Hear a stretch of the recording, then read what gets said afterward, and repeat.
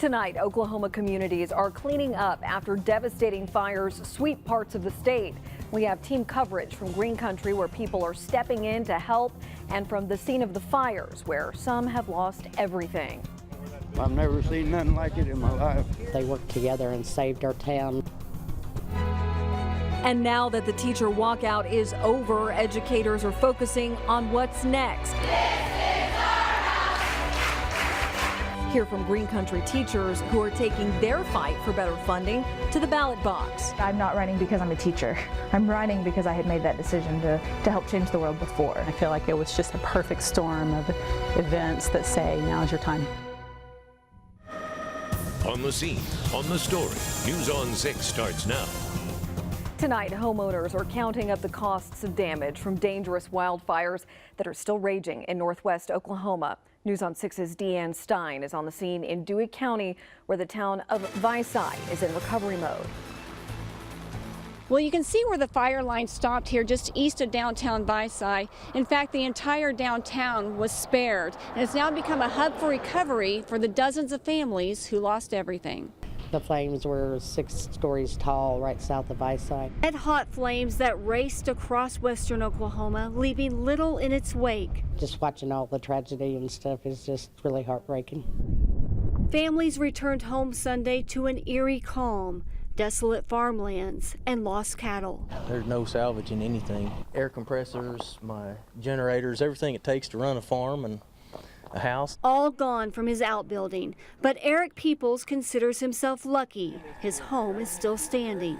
There's people that had low grass around their house and no trees for a quarter mile that lost their homes. 245,000 acres burned in Dewey County alone and destroyed more than 32 homes and counting. It helps you realize what's important. You know, I've got my family, I've got my house. Schools will be closed on Monday so families can continue the recovery effort. And downtown, the community center remains open, taking in donations and offering food and shelter to those who need it. The firefighters have been wonderful. God bless them all that they worked together and saved our town. Now firefighters continue to put out hot spots and are now building fire lines to prepare for the threat of more fires this week. On the scene, on the story in Dewey County, Deanne Stein, News on 6.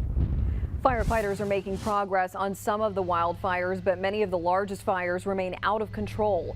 Crews with the Oklahoma Forestry Service say the fire danger will remain very high for the next few days. They say the fires are at least halfway contained. Crews say the largest fire in Dewey County has grown to more than 245,000 acres and is at a 3% containment. And people from around Green Country are mobilizing to help those affected by the devastating wildfires in western Oklahoma, including one local store in Collinsville. News on 6's Tristan Land is live on the story to tell us how store owners are part of the recovery. Tristan? Aaron, as part of the recovery efforts, the owners of the feed store here in Collinsville are sending donations to farmers and ranchers affected by these wildfires right now. You can see employees here are loading up trucks of hay to send off tomorrow morning, and more people are showing up with their donations. So far, they've received $1,300 in monetary donations from people here in the area. They have also received several bales of hay.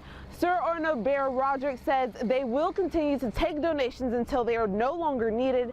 Along with items such as hay, the store is also asking for any other supplies that will help firefighters, such as snacks and bottled water. It's kind of how Oklahoma works. You know, if you find someone in need, then that's what we do. We step up and take care of it. They do the same thing for us if we got in a situation like that. So just the right thing to do. Roderick says they will be accepting donations today and tomorrow and will continue to do so throughout the week. Live on the scene on the story in Collinsville, Tristan Land, News on 6. Unfortunately, the winds have been gusting today, upwards of 25 and 30 miles per hour. Current gusts anywhere between 20 and 25 miles per hour. A breezy day. On top of that, it was a cold one Fortunately, the sun was out for most of us. Our visible satellite shows a lot of clouds just to the east of Green Country, and of course we've been tracking the wildfires out to the west as well, so that has been an ongoing concern with the wind. Making it up to 53, but we're set to drop back below freezing area-wide tonight, which is why a freeze warning is in effect until 9 o'clock tomorrow morning. Those temperatures will be quickly dropping from the 50s into the 40s and 30s tonight. We're down into the low 50s in downtown, 53 in Owasso, 48 Claremore over to Pryor. Our evening forecast calls for temperatures quickly falling through the 40s through 10 o'clock this evening. Fortunately, the winds will die down, but that's a recipe for a freeze. Coming up, I'll let you know how low those temperatures go and when we warm back up. All right, thanks, Mike. A LaFleur County man is in jail tonight, accused of shooting and killing his wife. Investigators say 39-year-old Lawrence Casey shot his wife Lisa at a home near Spiro late last night. She died at the scene. Investigators say Lawrence Casey also pointed a gun at a man who was at the home at the time and threatened to shoot him. Casey faces charges of first-degree murder and assault with a deadly weapon. A Tulsa family is safe after a fire damaged their home late this morning. A mother, daughter, and grandmother were all inside the home near I-44 in Riverside when the fire broke out. I woke up and there was just a fire in my living room, and I think it was around our gas heater. So my mom was trying to put it out and it was pretty small. And then she went to go get water to help put it out more, and then it just started growing. And so we got out of the house and I called 911. We're told the grandmother has Alzheimer's and a neighbor sprung into action to help get her out of the house at the time. The home suffered some extensive damage. And 2 teens are arrested for leading Tulsa police on a chase this morning. Police say an officer tried to stop a gray Chrysler 200 for a traffic violation along Skelly Drive. But when the officer approached the vehicle, they say the driver took off. Police say the car later crashed at the corner of Norfolk and Skelly. A 17-year-old boy inside the car took off on foot but was later caught. He and a 15-year-old girl are being held on several complaints, including damage to city property. And from schools to the State House, some Green Country teachers are running for office, hoping to make changes to education funding. One teacher who made the career switch about 3 years ago says it's not as easy as it might seem. News on 6's Amy Slanchik is live on the story. Amy? Aaron, there are hundreds of people hoping to see their name on the November ballot. Several are teachers wanting to make the transition from the classroom to the Capitol. After nearly 2 weeks away from the classroom for the walkout, some teachers are looking to stick around the Capitol a bit more permanently. District 40, okay, yes, sir. Well, welcome. As members of the Oklahoma House and Senate. I think so many of my peers have risen because they feel like if not us, then who? Melissa Provenzano is running for House District 79. Right now, she's an assistant principal at Bixby High School. I don't really look at it as switching careers. It's the next step in my purpose. Jen Youngberg, running for House District 80, has similar feelings. Education is my stepping stone for me to really maybe serve my purpose. She teaches 8th grade English in Haskell and says she made her decision to run before the walkout. My expectations are, at first, I'm probably going to be thrown into the frying pan. But that's kind of what education is.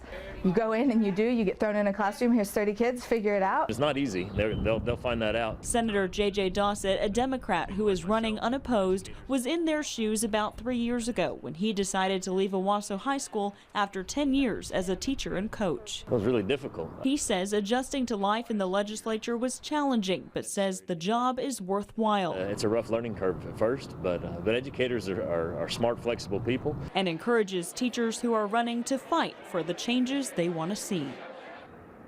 The primary election is June 26th. To see a complete list of all the candidates running for office, just visit our News on 6 app. Live in Tulsa, Amy Slanchik, News on 6. All right, thank you, Amy. President Trump is slamming former FBI Director James Comey in a series of tweets today. The president said, quote, "Slippery James Comey, a man who always ends up badly and out of whack, will go down as the worst FBI director in history by far." Trump fired Comey last year for the way he handled the investigation into Hillary Clinton's personal email.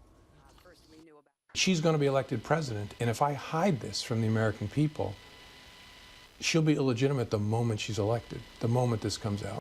Comey is set to release a new tell-all book this week. In it, he describes President Trump as a, quote, fully. The U.S. says it will impose new economic sanctions on Russia for enabling the Syrian government and its chemical weapons program. U.S. Ambassador Nikki Haley says a formal announcement will be made Monday, days after the U.S. led airstrikes on Syria. Haley says Russia has blocked the UN Security Council from making it easier to investigate the use of chemical weapons. And former First Lady Barbara Bush will no longer seek medical treatment. A family spokesperson says the wife of former President George H.W. Bush is in failing health.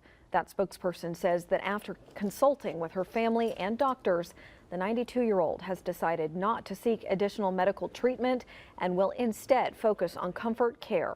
No word on the nature of Mrs. Bush's health problems. And it may be spring, but we are dealing with temperatures well below normal. Mike tells us which parts of our Osage Casino Skycam network could see a hard freeze tonight, plus how a new project is hoping to encourage kids to read by bringing books to the playground. And next, we'll tell you which areas you might want to avoid on your drive to work tomorrow.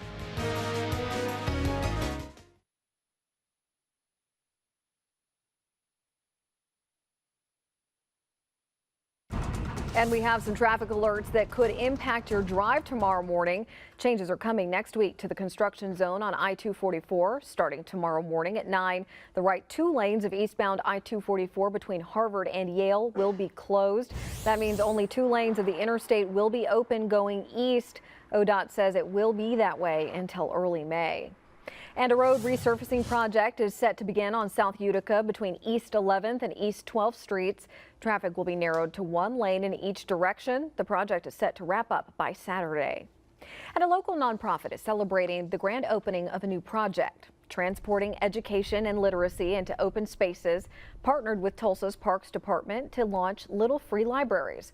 The goal is to encourage children in Tulsa to read by placing little libraries in our parks. The nationally known program will be open at 15 different playgrounds all around the city. Now, the Oklahoma weather expert, Mike Grogan. And pretty soon it'll be comfortable to go out there and get a free book at the area parks. But in eastern Oklahoma, we are still in the chill behind a major storm system bringing severe weather to the eastern seaboard. Up and down the Carolinas, tornado watches are found. And on the north side of this system, still the flakes are flying anywhere back from Minneapolis towards Michigan. And so we are feeling the effects of the cool air. All the blue you see here, those are freeze warnings extending from Oklahoma back to Indiana and Tennessee. So this is an unusually cool air mass settling in. You can see that here on our national temperature map. Most areas are going to be dropping well below normal behind this system. In fact, we've got readings in the sub-freezing range around Kansas City up towards Lincoln, Nebraska. We are kind of at the transition point, though, to warmer air. Notice to our southwest looking a little bit more like spring, but to our north and east, it just looks and feels like winter.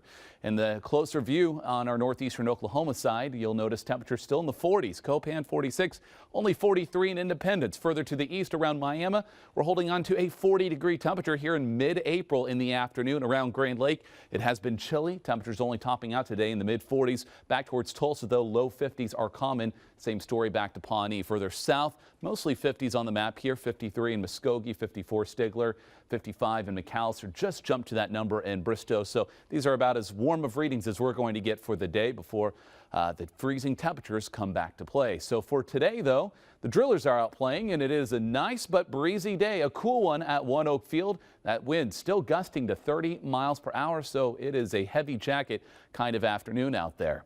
Well, by morning, we're talking about a record low. The previous record stands at 31. Our record, we're likely to set down to 28 degrees. That happens to be a hard freeze. 28 degrees is what that is defined as, causing some significant damage to sensitive plants. Well, we have actually only seen 1 or 2 dates later than this for a hard freeze in the season, April 17th of 1921. Our average last freeze date almost a month prior. So we are well advanced into this season where we don't typically see a hard freeze. In fact, this will be one of our latest spring freezes on record, going down as the 7th latest. And you can see we have had freezes all the way into early May, but it's not very common. So a lot of gardeners know about April 15th is when it's safe, but there are a few exceptions, and this year will be one of them. Today, you don't want to be planting because by morning, we're back down to lows in the 20s. A hard freeze, basically, if you draw a line around I-40 and just to the north, angling back towards Pawnee and Stillwater, That is where we'll end up with temperatures between 25 and 28 degrees. That is dangerous for those plants. In any case, just cold for all of us. And 30 in Okmulgee, 31 McAllister, all of us dealing with the freeze, but big changes on the way. High pressure will be returning, and that will bring back southerly winds, ending up at 64 by tomorrow afternoon. And then as we head into Tuesday, even warmer. Morning lows only in the low 50s this time around, and highs in the low 80s. That is a major shift. Major shift causes major wind for us, and therefore we are expecting to see the winds howling by the time we get to Tuesday and Wednesday, and that means a big temperature rise, a big wardrobe change, and yes, the winds gusting up to 30 miles per hour. So we are concerned about fire danger returning, especially in western Oklahoma. 43 tonight at 9 o'clock. Hope you have a coat on hand by morning. 28. That is a record low. Sunrise 6:49 by noon. 49 degrees, lots of sunshine, and on from there, oh, it will be turning much nicer, feeling like spring by Tuesday afternoon, that high 82. And then we'll cool down by the end of the week, but our rain chances hold off until Friday night. But you know what? The timing is not great, because even though it won't be as cold next weekend, it could be soggy and maybe stormy. So we're going to be having a lot to track by that point in time. All right. The weekends just keep getting these little bad timing. We need to get out of this pattern. Well, what are we going to do? Yeah. All right. Thanks, Mike. Yep. This is News on 6 Sports with Harold Kuntz. What we are going to do is talk about Game 1 of the Western Conference. It's the first round series between the Thunder and Jazz, just getting underway at the peak. Corey Brewer is starting back from that knee injury. 16-12, Utah, midway first quarter. Couple of notes from the OU spring game. For one, President David Bourne collapsed during the Bob Stoops ceremony, but the school released a statement today saying he will be released in a couple days and expects to have a full recovery. That's good news. Also, some pretty good news out of the spring game yesterday, despite the windy conditions. First, we learned James Woods can score. This is the OU Children's Hospital patient dealing with a brain tumor. Ran for the most important TD of the day. Got the call it after the end of the spring game, and touchdown raised in the air. Good job. Speaking of running game, it got a scare with Trey Sermon going down, but Riley really likes Kennedy Brooks and the rest of the RBs. That's kind of what he does every day in practice. Now here he goes again. I mean, it's just kind of him. He's got kind of a unique running style. You know, he kind of slides through there. It's kind of easy, and all of a sudden he's out. But he's pretty smooth. He's a really natural runner. He's got to develop the rest of his game and become more rounded like Samaje became. Marcellus Sutton's had a good spring. You know, we got 5 guys there we feel pretty solid about. More of the OU spring game on a very special Oklahoma Forward Sports Blitz live from the peak. A breakdown of Game 1 between the Thunder and Jazz, and joined by ESPN Thunder writer Royce Young. 10:26, News on 6. After the break, it's baseball du jour. Cowboys looking for a series win. ORU a sweep, Sooners salvage a game.